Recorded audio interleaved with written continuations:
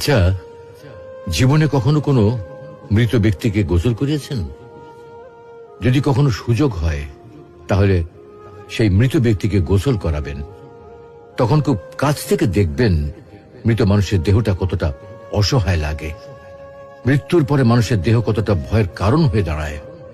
সুযোগ পেলে রাতে লাশটা পাহারা দেবেন, তখন বুঝতে পারবেন প্রিয় মানুষটার লাশ রাতের বেলায় আপনার কাছে কতটা অদ্ভুত লাগে, কতটা ভয়ের কারণ হয়ে ওঠে, কতটা আতঙ্কের কারণ হয়ে যায়। সুযোগ পেলে মৃত ব্যক্তির শরীরে একটু হাত লাগিয়ে কিছুক্ষণ তার স্পর্শ নেবেন। আপনি তখন উপলব্ধির সুযোগ পাবেন এই পৃথিবীতে বিশাল প্রভাব প্রতিপত্তি মৃত্যুর পরে কতটা নির্যাতনের রূপ নেয়। সুযোগ পেলে আপনজনদের লাশ কবরে নামাবেন খুব আগ্রহ নিয়ে।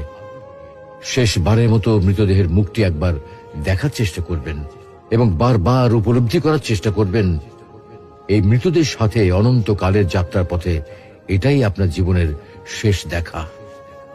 সুযোগ পেলে মাঝে মধ্যে কবরস্থানে গিয়ে নীরবে কিছুক্ষণ দাঁড়াবেন। এরপর মনে মনে চিন্তা করবেন জীবনের লাভ ক্ষতির হিসাব। এই মৃত মানুষগুলো এই পৃথিবীতে কি করে গেছেন, কাদের রেখে গেছেন। যাদের রেখে গেছেন তারা কি কখনো এই মৃত মানুষগুলোকে স্মরণ করার জন্য কবরস্থানের